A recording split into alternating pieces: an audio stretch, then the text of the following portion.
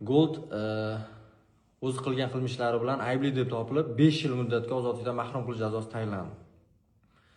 Tayinlangan jazoni o'tab chiqquniga qadar aziz muxlislar, O'zbekiston xalqi, Goldning muxlisi bo'lib qola olasizmi?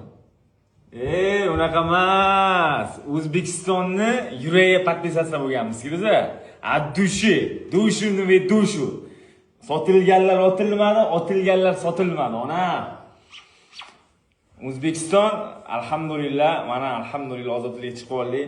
Onamga bu safar gul olib kelmadim. Onamni o'zlari gul bo'lib turibdilar. Onamning mana degan gullar uyaladi. Men sizlarning podishkalaringizni, har birlaringizni podishkalaringizni eshitdim va ko'rdim va sezib kelyapman.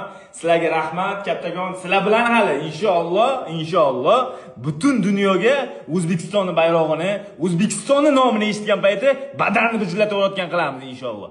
Dostoyniy mujiki demayman. Dostoyniy mujiklik qila olmadik.